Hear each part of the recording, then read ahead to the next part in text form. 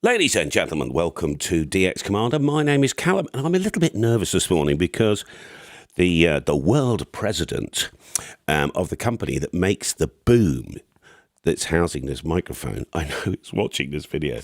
And so what's the story about the boom? Because this is, I haven't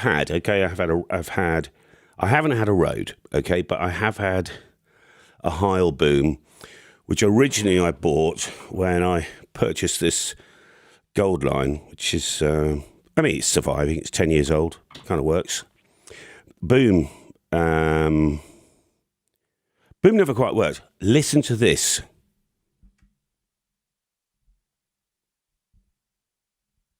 Hear all that? No, you're not supposed to. It doesn't make any noise at all. That's the thing. It is completely silent. Let me just run you through the feature of this because, okay, well, hang on. So Mark got in contact with me.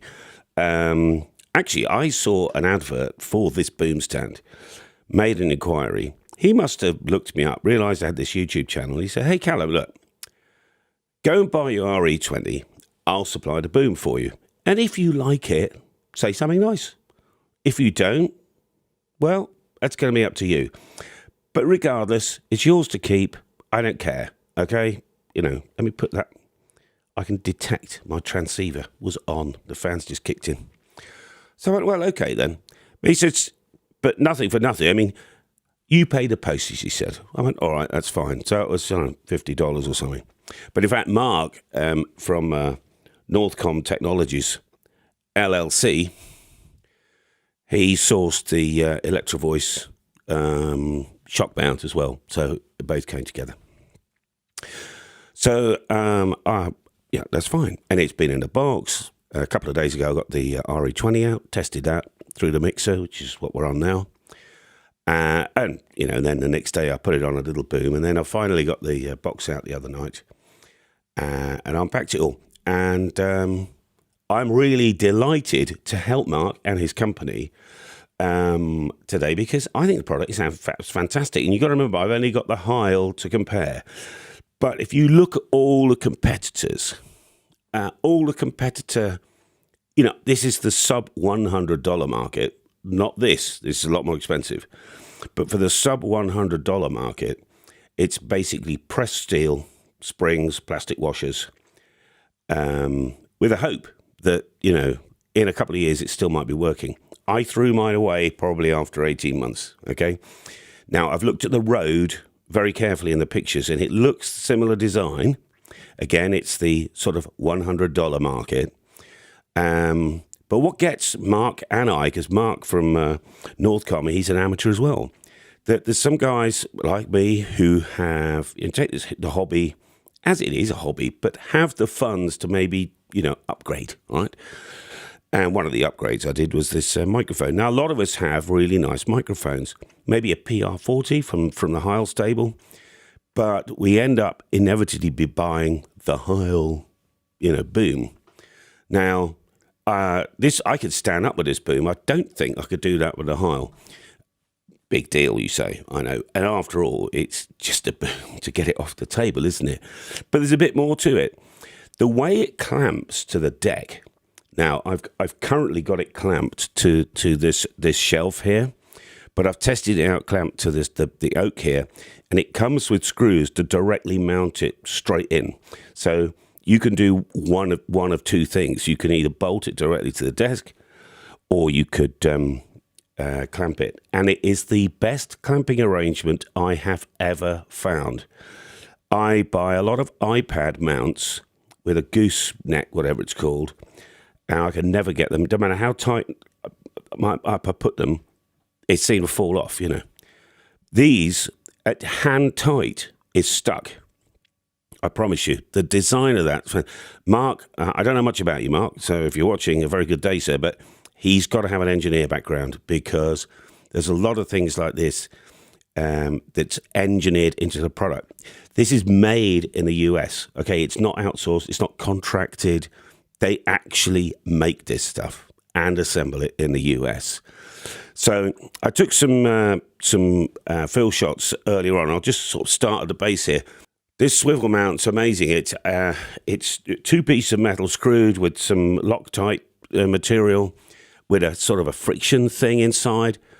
It just works, man. I don't know if it's standard across the industry or if it's specialist to Northcomm, but he asked me, oh, do you want a swivel mount? I said, oh, yeah. He put it in the box. In fact, he put another one. One was mounted to the end of this, and one was in a little envelope with a part number and everything. All very professional. All their documentation is all very nicely done. You know when somebody's put something thought into it? Northcomm Technologies, LLC is the envelope. What's in the envelope, by the way? This is probably the coolest thing I've ever had. I thought it would be, oh, hi, Callum, here's your boom.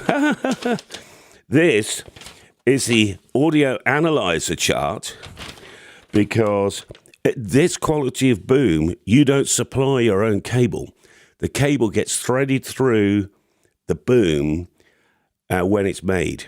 So the reason they do this chart, which is effectively a flat line, to be honest, I can detect a couple of bumps at way high up somewhere at the -3, but it's effectively a flat line.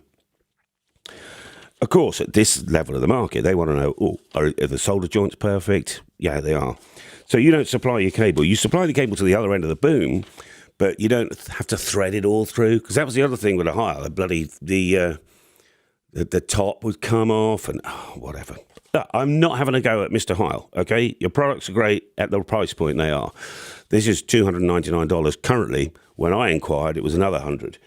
But Mark, I know, is quite keen to get the high. We're talking about the high-end guys. They've got the PR40s and maybe got an RE20 or whatever else. And we're using these sort of sub-$100 booms, which is a piece of engineering. And if you engineer something that badly, you know, you're not going to like it. What's the point? Might as well go further up. So we got this here. We've got a little adjuster, which does a couple of things. I'm sure you can tell, but this pivots, you see. So we'll tighten that pivot up. And the whole thing swivels round on its base as well. I don't know if we can go round and round and round, because eventually the wire will get all twisted up. Lovely hinge at the top. It's all balanced for an RE20. He inquired, oh, what microphone do you want this for? I said it's an RE20, and I think he put some extra spring or whatever they do in the gubbins bit, the clever end, and so that it's completely balanced. Quite remarkable, really. I'm absolutely delighted. I've never had anything like this in my life. I really haven't. Such a lucky boy. I love the clamping arrangement, though. Once I determine exactly where this is going to go, I'll bite the bullet and screw into the oak. But at the moment, I don't know if I want it over here, I don't know if I want it there, and it's so nice to have a very good clamping arrangement, because that's the trouble. A lot of these, you get the lever thing, it just doesn't work, does it? Look, mate, how much do you spend on your hobby? And then do you want something to last for 20 years? Or do you want something to last for 2 years? Do the maths. The other thing is, it's only a bloody boom stand. There's not much more I could say about it. I would recommend to you is go and hunt down Northcomm Technologies, go and talk to Mark and say, hey, I've got a PR40, I've got an RE20.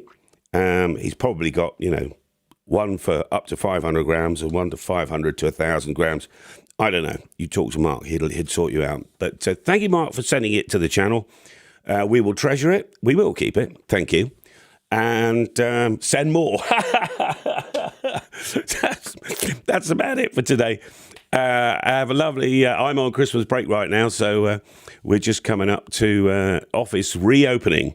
And then you'll miss me. I'll be at the office grafting away and not talking about silly microphones and stuff. So my name's Callum from DX Commander. Thanks for tuning in. Enjoy your radio. Enjoy your microphones. I love your technology. And see you next time. Praise.